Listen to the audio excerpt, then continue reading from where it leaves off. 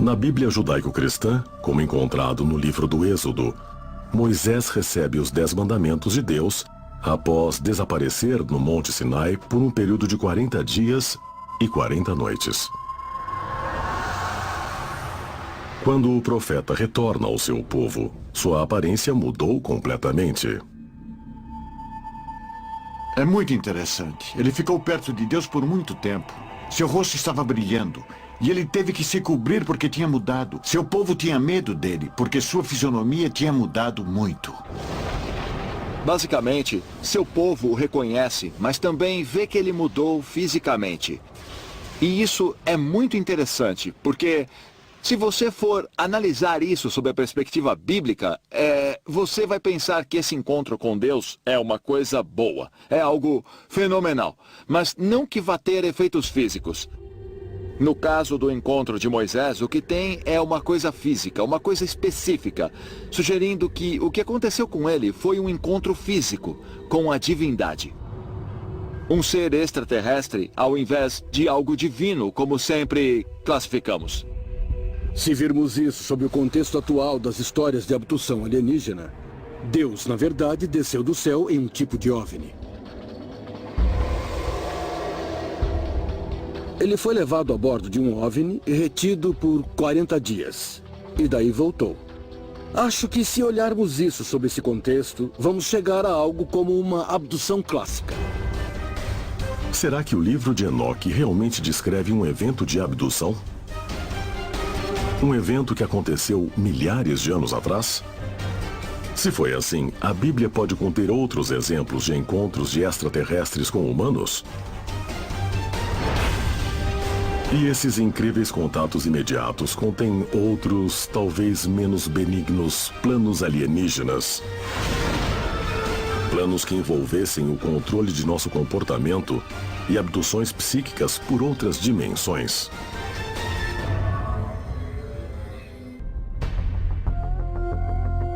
Pesquisadores dizem que abduções por alienígenas têm ocorrido há milênios. Esses eventos extraordinários teriam sido documentados no mundo antigo. A evidência pode ser encontrada no que muitas pessoas acreditam ser as páginas que faltam na Bíblia judaico-cristã. Em 1946, uma coleção de manuscritos antigos conhecida como Manuscritos do Mar Morto é descoberta escondida em jarros de argila dentro de uma caverna. Entre os manuscritos está o livro de Enoque, o chamado texto bíblico perdido, no qual o profeta hebreu chamado Enoque descreve em detalhes seus encontros extraordinários com seres de outro mundo. Enoque nos conta sobre guardiões do céu que desceram aqui. Ele não usa o nome nave espacial, mas diz, desceram na terra, vindos do céu. Ele é o único que fala na primeira pessoa. Eu fiz, eu pensei, eu voei, eu tive contato com os chamados guardiões do céu. Enoque foi levado do nosso planeta Terra pelo Senhor em uma carruagem de fogo. Eles não eram anjos, eles não eram deuses, eles eram extraterrestres de carne e osso, que o levaram para um tipo de veículo para então escrever o conhecimento do universo, como ele o chama. Nossos ancestrais achavam que tudo o que testemunhavam tinha a ver com magia, quando na realidade isso não era nada mais do que tecnologia mal compreendida. Será que os relatos bíblicos de Enoque e Moisés sugerem um encontro extraterrestre? Onde seres alienígenas trazem mensagens de paz e harmonia para os humanos? De acordo com a Bíblia dos Hebreus, no século 6 a.C., que seres divinos desceram do céu e fizeram contato com Ezequiel. Ezequiel estava no rio Cabur. E ele disse que um grande redemoinho veio na direção dele. Ele o descreveu como fogo se abrindo. E por fora do fogo havia a cor âmbar, que é a palavra hebraica que significa espectro de metal polido, o que faz crer que era metálico e que girava. E aterrissou na frente dele, exatamente na frente dele, e de repente, desse redemoinho, saíram 4 criaturas. Na Bíblia, o profeta Ezequiel chama esses seres espirituais de querubins. E os descreve como tendo 4 rostos, 4 asas e pele brilhante como se fosse bronze polido. Ezequiel diz que ele foi levado ao céu e foi a diferentes lugares onde ele pôde ver diferentes coisas. E daí lhe falaram sobre coisas futuras que iriam acontecer.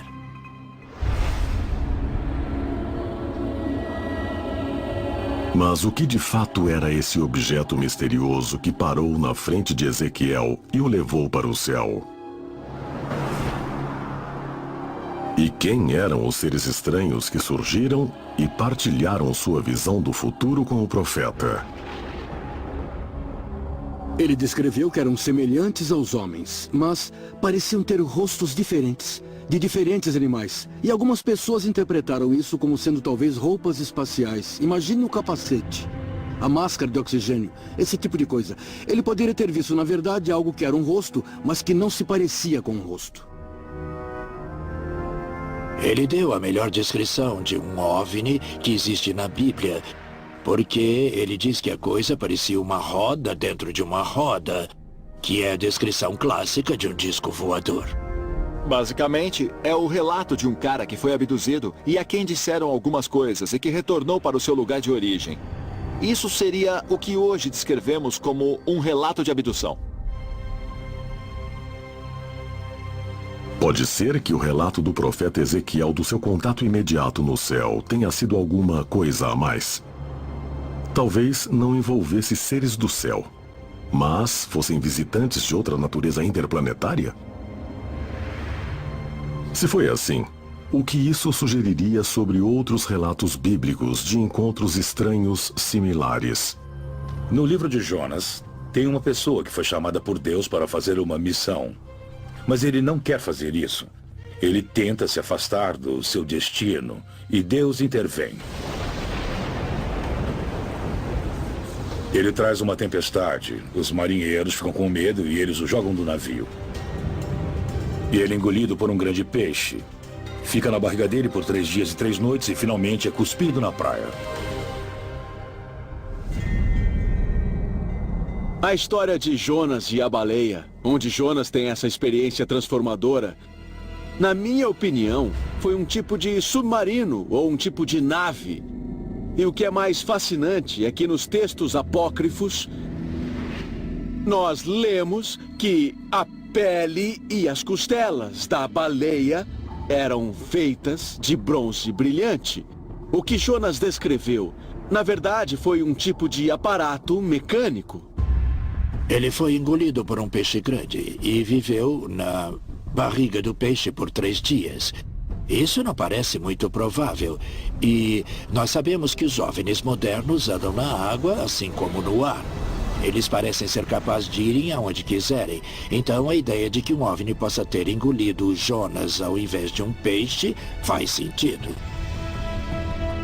As histórias de Ezequiel e de Jonas no Velho Testamento, na verdade, oferecem provas de contatos extraterrestres com técnicas avançadas, mas com entidades inofensivas. Se for assim, o que devemos fazer sobre relatos similares de seres humanos que foram fisicamente abduzidos e levados para outras dimensões? Relatos históricos islâmicos do Hadi dizem que Muhammad, o último grande profeta, foi enviado por Deus para unir as tribos da Península Árabe sob uma única religião, o islamismo.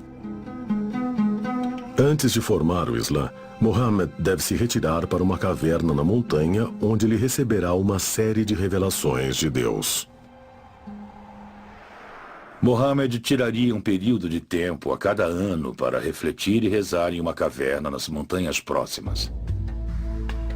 Durante um desses retiros, o anjo Gabriel veio e tinha uma profecia para ele, e foi seu guia em seu ministério.